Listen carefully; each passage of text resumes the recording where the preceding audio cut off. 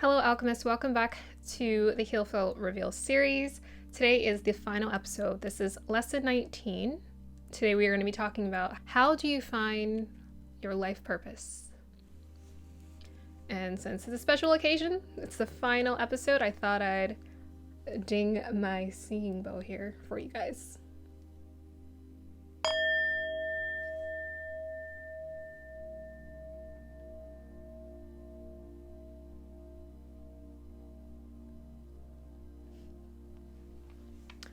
Okay, so let's go ahead and get started. So this is a special lesson. If you sit with me through this entire lesson, I have a special announcement to make at the end of the episode. So please stay with me for that. Now, accessing your life purpose can be very challenging, but for me, I feel like it's been very simple.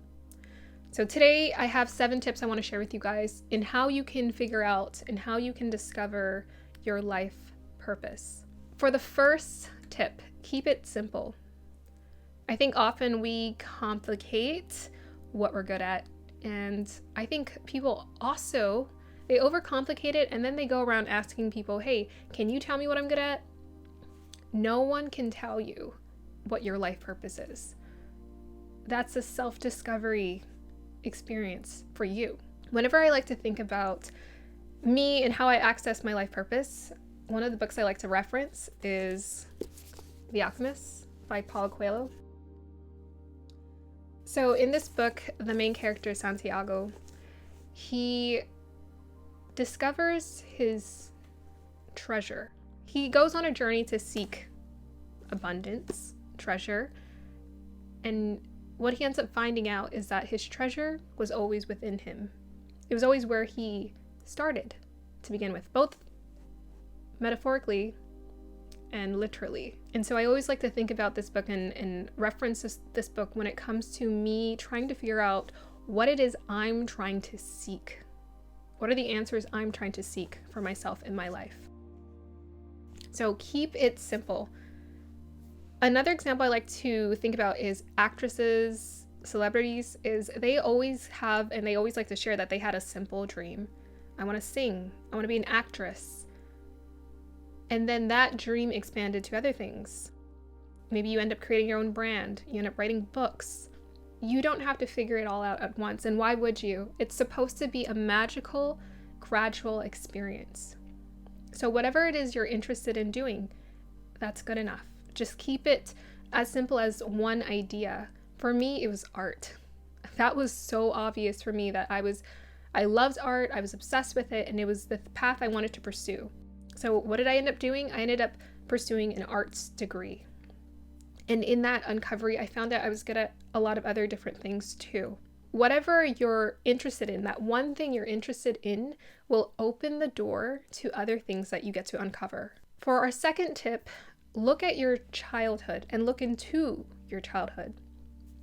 When I did my first speech for my Toastmasters Club, it was about me identifying my 3 values.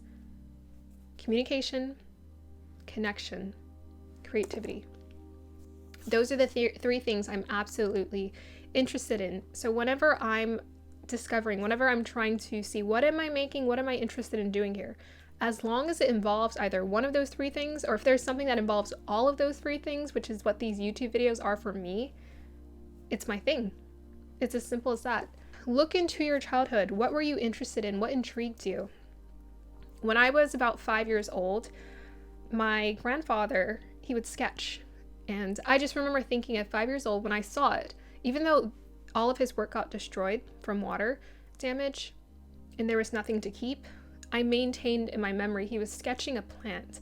And it might have been a rose from his garden or something from his garden. And I just remember thinking, wow, I would really love to do that as a kid. And I went off to just, I forgot about that memory, but anytime I had a creative task or project, I would always get excited. From childhood all the way until adulthood, if you give me a creative project, that's my thing. So eventually I made that dream come to fruition because I just always go back to that memory of how it made me feel warm and it made me feel excited as a kid. When I was 9, I asked my parents to gift me a recorder. So I would go around with my recorder. I still have it somewhere around here. And I would interview people And I would also write songs or create songs when no one was listening. I would go on the piano, I would hit a few keys, I would hum a few notes, and I would write lyrics to my songs. And so those are the things I still love to do as an adult. So it was funny because the 9-year-old dream of wanting to be a reporter or like an anchor newswoman or something, that was something I forgot about because I identified so much with being a shy, introverted person, and I didn't really speak my truth. I didn't really talk out loud. So I kept a lot of things to myself. But I came to discover that it was something that I felt drawn to again. And that's why I started creating these YouTube videos. I joined the Toastmasters Club and I started uncovering, wow, this is actually something, this is my gift. It's a gift because my fellow Toastmasters are looking to me and they're like, wait, why are you so good at this? And I'm like, I video journal. I just obsessively talk about things to myself when no one's looking. So it's easy for me to kind of transition this into YouTube videos, but I also look to building myself and getting better at it. Writing music. So I like to do what I call lyrical healing. When I was a kid, I used to write songs. I would just hum a few songs. I have a few songs on my recorder I made and created, and they just kind of came for, like, it came to me for fun.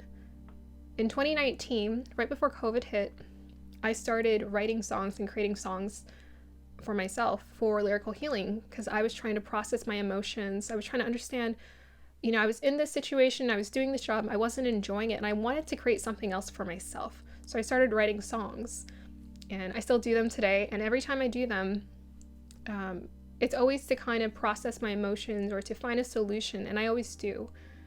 These songs have become my intro and outro to my videos, and eventually I'd love to do it, like I'd like to write songs for other people too, but it's just like this hobby that just keeps building and building, and it's something I know I'm never going to get sick of doing.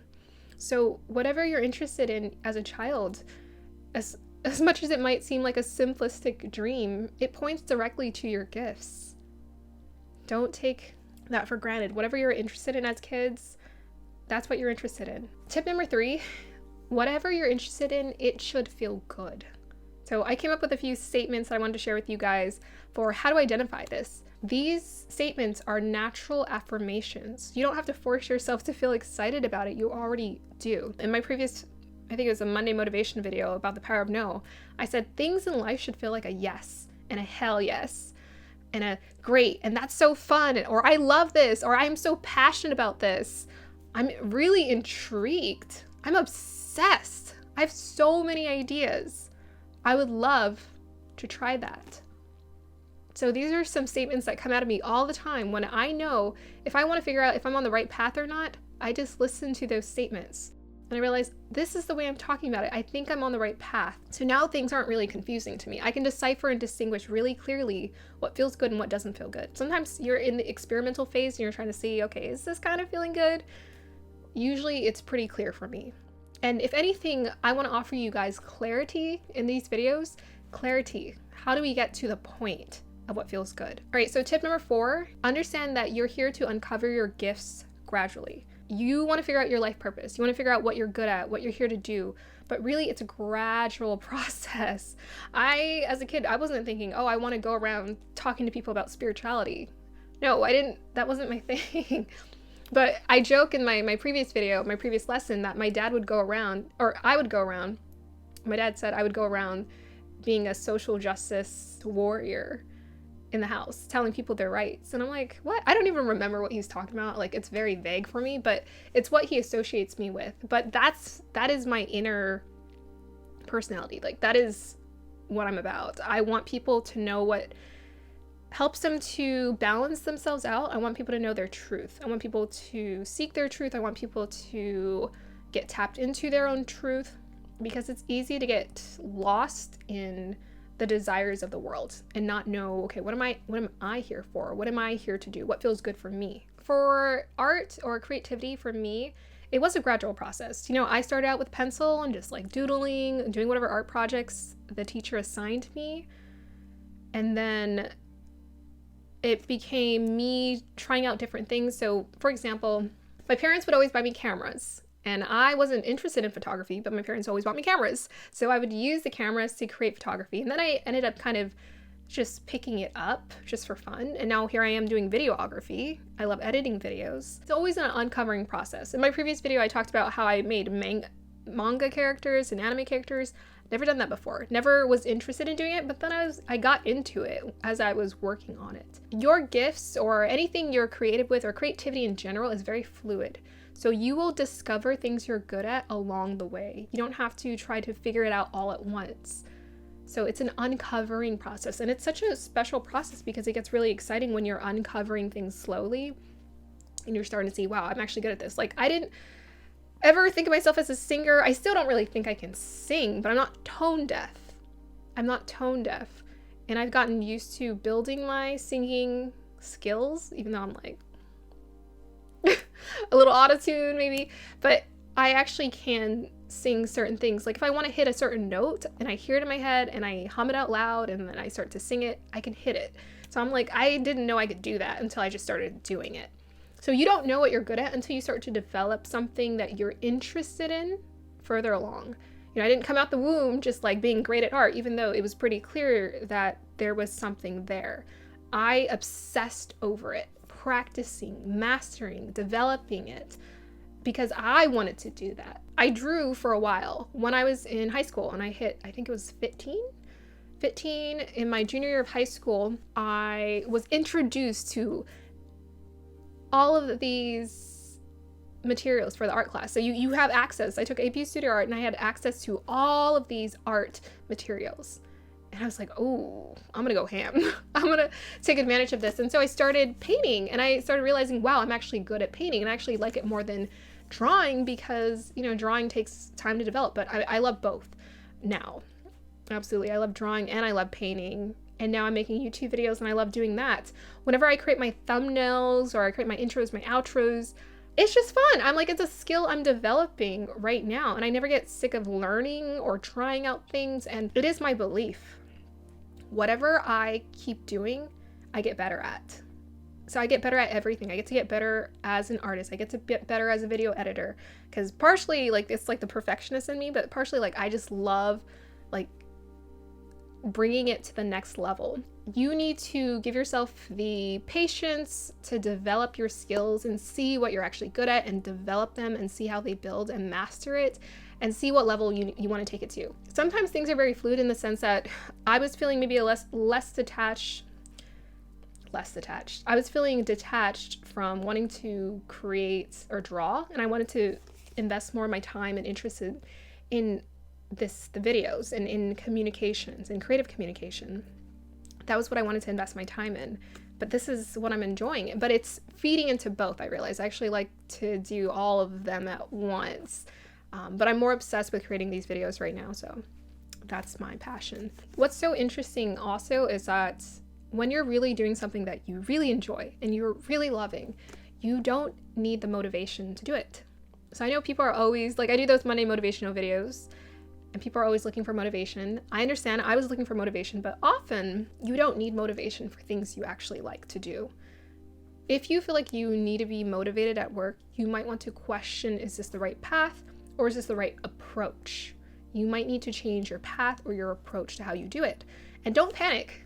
You know, I think sometimes people panic. They're like, oh my gosh, I have to change my entire life. Take the skills you already have, that you've already developed, and transition it into your next phase of life. I don't believe in living life with regrets. I, at every point, mentally felt like I was learning something. I was mastering something at every job, even if it was something as simple as working at a fast food restaurant. You know, you master customer service skills. You learn how to talk to people. You learn how to be consistent. You learn how to be organized, structured. You learn how to work with money. So you're always developing skills as a human, and you can use those skills and transition it into your gift or whatever it is you're wanting to really do with your life. Now, I keep saying gifts and life purpose, and they're kind of interchangeable for me because I feel like your gift is your life purpose. I kind of didn't say that at the beginning of this video, but your gift is your life purpose, because I believe if you're given a gift, you need to share it with the world. You don't have to, but I feel like you're meant to, because it's going to allow your life to flow so much easier. When you're willing to connect with yourself and discover your gifts gradually, you'll be able to connect more with other people, because people can feel that. They can feel when you're in love with your art. They can feel when you're in love with what you do and how you do it. It's an energy experience. It's an energetic experience that you get to spread along and share with people in this experience. Let's go to tip number 5. Tip number 5 is to dive into astrology. I've had 2 astrological readings my entire life, but they are both very helpful in helping me to understand what I was good at. I didn't totally need it. My childhood actually said way more about what I was good at than the astrological readings, but it gave me confirmation. So when I did the astrological reading, I was told by the astrologer that I was good at technical design, I was good with my hands, I was good at creating things behind the scenes, whatever that means, which is absolutely right. I create YouTube videos, I do art, I do a lot of things behind the scenes that people don't see. Definitely artistic beauty, anything like revolving around beauty, and anything revolving around, they said real estate too, which I'm like, I haven't gotten into real estate yet, but that's definitely something every person should invest in, I think, is into real estate. And yes, just like a lot of creativity. So in my chart, I've learned to read my chart. I've learned about educating myself about astrology. I have a strong 3rd house and a strong 5th house, and those are very creative houses. 5th house is the creativity house. The 3rd house is a creativity, good with hands, skill house, as well as a communication house. So that let me know, okay, this is what I'm good at. But if you're ever interested in understanding that, go ahead and check out my announcement at the end of this video. I'll let you guys know where you can discover more about the things that you're good at and your gifts. So the stars know I believe in astrology. I believe in the magic of the world, and you can too. So check out your astrological positions, your charts, get an astrology reading. I'm into Vedic astrology. I love Vedic astrology. So if you're interested in that, I would highly recommend you to Google it and check it out.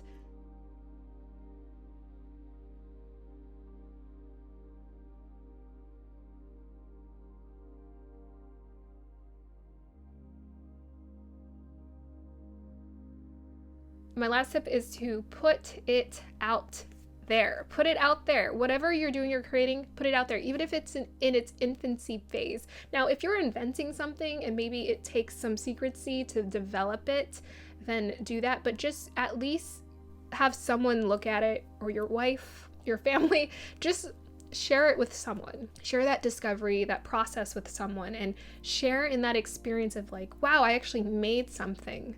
So, for these videos, especially when I first started out, no one's watching, right? You get like the 1 view, the 2 views, and you're like, nobody cares.